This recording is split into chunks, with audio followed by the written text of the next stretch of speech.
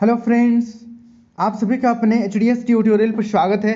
तो देखिए, जैकबोर्ड क्लास 7 का अगला वीकली टेस्ट 13 जुलाई को है और 13 जुलाई को इंग्लिश और विज्ञान का आप लोगों का वीकली टेस्ट होगा। इस वीडियो में मैं आप लोगों को विज्ञान का भी और साथ में इंग्लिश का भी most important very important question बताने वाला। वीडियो को पूरा देखिएगा, स्किप मत कीजिएगा और अपने सभी दोस्तों के साथ वीडियो को शेयर कर दीजिएगा। एक क्वेश्चन भी आप सभी को नहीं छोड़ना है, सबका सबको पानी जैसे रट जाना है, उसके बाद ही टेस्ट के लिए जाना है। यहाँ पर मैं आप लोगों को विज्ञान का 10 मोस्ट इंपॉर्टेंट जो वेरी इंपॉर्टेंट क्वेश्चन है वो बताने वाला हूँ, और इंग्लिश का भी 10 वेरी इंपॉर्टेंट क्वेश्चन बताने वाला हूँ। वीडियो को पूरा देखिएगा, स्किप नहीं करना है और चैनल को सब्सक्राइब करना मत भूलिएगा। देखिए, पहला क्वेश्चन है, पहले हम लोग साइंस का देखेंगे फिर इंग्लिश का देखेंगे। साइंस का पहला क्वेश्चन है, हड्डियों एवं दांतों को किसके उपयोग से स्वस्थ रखा जा सकता है? हड्डियों को और दांतों को किसका उपयोग करेंगे तो स्वस्थ रहेगा? पहला ऑप्शन है लौह तत्व, दूसरा कैल्शियम, तीसरा सल्फर, चौथा आयोडीन। तो इसका सही आंसर हो जाएगा ऑप्शन नंबर दूसरा, कैल्शियम। हड्डियों एवं दांतों के लिए कैल्शियम बहुत जरूरी है। अब बढ़ते हैं नेक्स्ट, अगला सेकेंड नंबर, निम्नांकित में कौन बाढ़ से संबंधित नहीं है? कौन बाढ़ से संबंधित नहीं है बताना है। पहला ऑप्शन है जान माल की क्षति, दूसरा ऑप्शन है मिट्टी का अपरदन, तीसरा ऑप्शन है बीमारियों का कम होना, चौथा ऑप्शन है पेयजल। तो इसका सही आंसर हो जाएगा ऑप्शन नंबर तीसरा, बीमारियों का कम होना बाढ़ से संबंधित नहीं है। बाढ़ जब आएगा तो बीमारी बढ़ जाता है, यहाँ पर कम होने का बात किया गया है, इसलिए यह संबंधित नहीं है। अब बढ़ते हैं नेक्स्ट, अगला तीसरा नंबर, पृथ्वी के चारों ओर की वायु की परत को क्या कहते हैं? ये पृथ्वी है, इसके चारों ओर एक वायुमंडल है, ठीक है, तो वायु का परत है, इसको क्या बोलते हैं? पहला ऑप्शन है क्षोभ मंडल, दूसरा ओजोन मंडल, तीसरा आयन मंडल और चौथा वायुमंडल। तो इसका सही आंसर हो जाएगा ऑप्शन नंबर चौथा, इसको बोलते हैं वायुमंडल। पृथ्वी के चारों ओर वायु का परत को वायुमंडल कहते हैं। अब बढ़ते हैं नेक्स्ट, अगला 4 नंबर की ओर। 4 नंबर का क्वेश्चन है, निम्नांकित में से कौन वृक्ष है? निम्नांकित में से कौन वृक्ष है? पहला ऑप्शन है पुटूस, दूसरा पालक, तीसरा सखुआ और चौथा धान। अब बताइए कौन वृक्ष है? पुटूस तो क्या, पुटूस झुंड, आप लोग जानते हैं, झुंड झाड़ी है, पालक साग है, सखुआ ये सरई या साल वृक्ष को सखुआ कहते हैं, ये वृक्ष है। अब बढ़ते हैं नेक्स्ट, अगला 5 नंबर की ओर।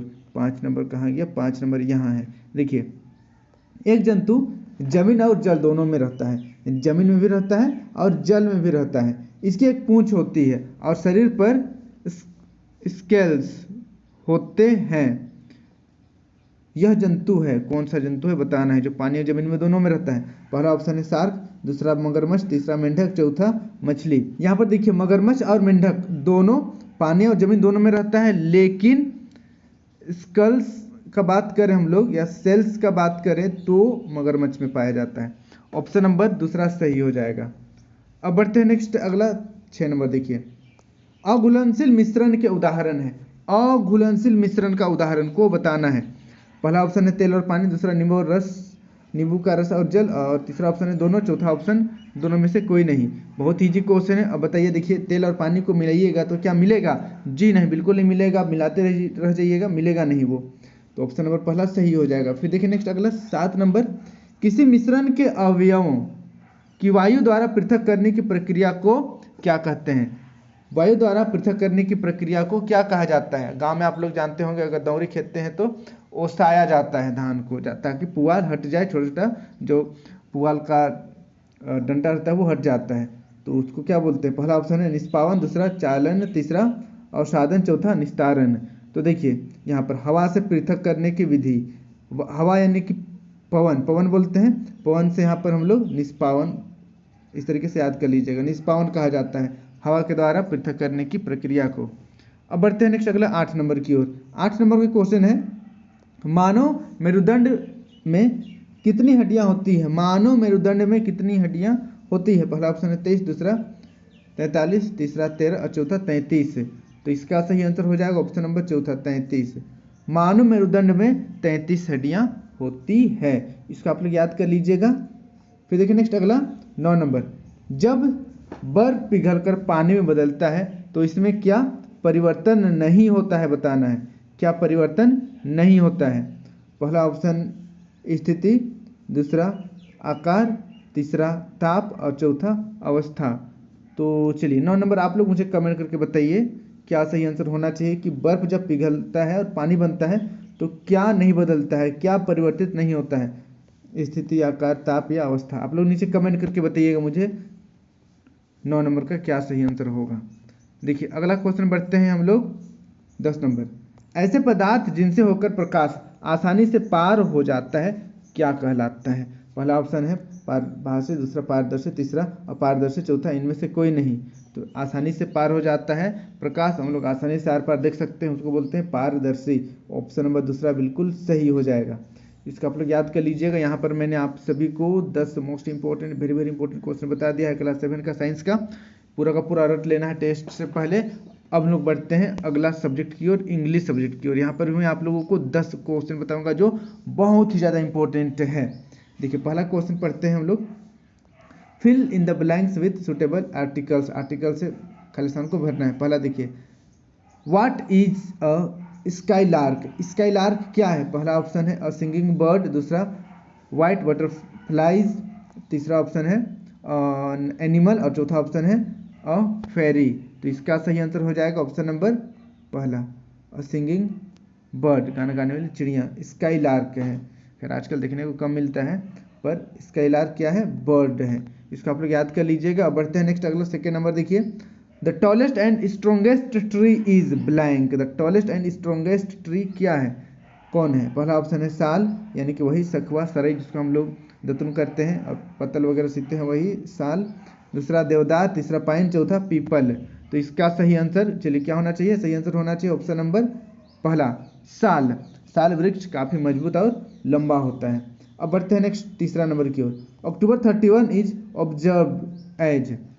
31 अक्टूबर को क्या मनाया जाता है। पहला ऑप्शन है नेशनल यूनिटी डे, दूसरा ऑप्शन है नेशनल इंटीग्रेटेड डे, तीसरा ऑप्शन है इंटरनेशनल यूथ और चौथा ऑप्शन है इंटरनेशनल पोलियो डे। तो इसका सही आंसर हो जाएगा ऑप्शन नंबर पहला national unity day.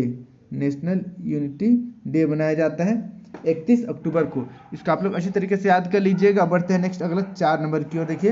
On ancient India chess is called as. प्राचीन भारत में जो चेस खेला जाता था उसको क्या कहा जाता है। पहला ऑप्शन है अष्टावक्र, दूसरा ऑप्शन है अष्टापदा, तीसरा ऑप्शन है अष्टाचक्र और चौथा ऑप्शन है अष्टाधत्तु। तो इसका सही आंसर हो जाएगा ऑप्शन नंबर दूसरा अष्टापदा। अष्टापदा कहा जाता था। इसको भी आप लोग याद कर लीजिएगा, बहुत ज़्यादा इंपॉर्टेंट क्वेश्चन है। अब बढ़ते हैं नेक्स्ट अगला 5 नंबर की ओर। 5 नंबर का क्वेश्चन देखिए। Our national anthem Jana Gana मन वाज रिटन बाय। हमारा नेशनल एंथम राष्ट्रीय गान जो जन गण मन है किसने लिखा है। पहला ऑप्शन है रविंद्रनाथ टैगोर, दूसरा ऑप्शन है मुंशी प्रेमचंद, तीसरा ऑप्शन है इकबाल और चौथा ऑप्शन है महात्मा गांधी। तो बहुत ही ईजी है, बचपन से आप लोग पढ़ते आ रहे हैं, इसको याद रखिएगा, हमेशा काम आएगा। रविंद्रनाथ टैगोर ने जन गण मन जो हमारा राष्ट्रगान है उसकी रचना की है। इसको आप लोग याद कर लीजिएगा, इंपॉर्टेंट है। फिर देखिए नेक्स्ट अगला 6 number. Sarhul festival is celebrated in which month. Sarhul जो त्यौहार है वो किस महीने में सेलिब्रेट किया जाता है। पहला ऑप्शन है अप्रैल, दूसरा ऑप्शन है मई, तीसरा ऑप्शन है जून, चौथा ऑप्शन है जुलाई। वैसे देखा जाए तो सरहुल का जो पर्व है वो मार्च या अप्रैल में मनाया जाता है। लेकिन यहाँ पर मार्च कहीं पर लिखा हुआ नहीं है, अप्रैल लिखा हुआ है, तो हम लोग अप्रैल ये सही आंसर हो जाएगा। इसको भी आप लोग याद कर लीजिएगा, बहुत ज़्यादा इंपॉर्टेंट क्वेश्चन है। अब बढ़ते हैं नेक्स्ट अगला 7 नंबर। और चैनल को सब्सक्राइब करना मत भूलिएगा क्योंकि आगे भी मैं आप लोगों को इसी प्रकार से मदद करने वाला हूँ। देखिए 7 नंबर का क्वेश्चन है Florence Nightingale's birth date May 12 is celebrated as. 12 मई को फ्लोरेंस नाइटिंगेल के जन्मदिन पर क्या मनाया जाता है। पहला ऑप्शन है इंटरनेशनल डॉक्टर्स डे, दूसरा ऑप्शन है इंटरनेशनल नर्स डे, तीसरा ऑप्शन है इंटरनेशनल फ्रेंडशिप डे, चौथा ऑप्शन है नन ऑफ दीज। तो इसका सही आंसर हो जाएगा ऑप्शन नंबर दूसरा इंटरनेशनल नर्स डे मनाया जाता है 12 मई को। इसका आप लोग याद कर लीजिएगा, इंपॉर्टेंट क्वेश्चन है। अब बढ़ते हैं नेक्स्ट अगला 8 नंबर की ओर देखिए। Florence Nightingale is also named as. Florence Nightingale को और दूसरे किस नाम से जाना जाता है। पहला ऑप्शन है लेडी विथ लैम्प, दूसरा ऑप्शन है लेडी विथ अ बल्ब, तीसरा ऑप्शन है लेडी विथ मदरवुड, चौथा ऑप्शन है नन ऑफ दीज। तो इसका सही आंसर हो जाएगा ऑप्शन नंबर पहला लेडी विथ अ लैंप या लेडी विथ द लैंप, इसको आप लोग याद कर लीजिएगा। वो हमेशा एक लैंप पकड़ी रहती थी और मरीजों का इलाज करती थी, क्योंकि रात में इधर उधर आने जाना होता था तो लैंप पकड़ी हुई रहती थी। अब बढ़ते हैं नेक्स्ट अगला क्वेश्चन की ओर। देखिए 9 नंबर का क्वेश्चन है, describing word are popularly known as. Describing words को क्या कहा जाता है इन वन वर्ड? पहला ऑप्शन है वर्ब, दूसरा ऑप्शन है एडवर्ब, तीसरा ऑप्शन है एडजेक्टिव, चौथा ऑप्शन है प्रोनाउन। तो इसका सही आंसर हो जाएगा ऑप्शन नंबर तीसरा, एडजेक्टिव। जो हमको डिस्क्राइब करता है, हमारा क्वालिटी बताता है, उसको हम लोग एडजेक्टिव कहते हैं। इसको आप लोग याद कर लीजिएगा। अब बढ़ते हैं नेक्स्ट आज का लास्ट क्वेश्चन की ओर। देखिए 10 नंबर क्वेश्चन है, Betla national park is situated in which district of Jharkhand. Betla national park Jharkhand के किस जिले में है? पहला ऑप्शन है धनबाद, दूसरा ऑप्शन है पलामू, तीसरा ऑप्शन है बोकारो, चौथा ऑप्शन है रांची। तो चलिए आप लोग मुझे कमेंट करके बताइएगा कितने बच्चे धनबाद से वीडियो को देख रहे हैं, कितने बच्चे पलामू से वीडियो को देख रहे हैं, कितने बच्चे बोकारो से वीडियो को देख रहे हैं, कितने बच्चे रांची से वीडियो को देख रहे हैं। तो देखिए इसको याद कर लीजिएगा, इंपॉर्टेंट क्वेश्चन है। बेतला नेशनल पार्क कहाँ है? पलामू में। कहाँ है? पलामू में। इसको आप लोग अच्छी तरीके से याद कर लीजिएगा और अपने सभी दोस्तों के साथ वीडियो को शेयर कर दीजिएगा और चैनल को भी सब्सक्राइब कर लीजिएगा, क्योंकि आगे भी आप लोगों को मैं इसी प्रकार से वेरी इंपॉर्टेंट क्वेश्चन के थ्रू से आप लोगों का मदद करने वाला हूँ। आज के लिए इतना ही। Thank you for watching video. जय हिंद, जय भारत।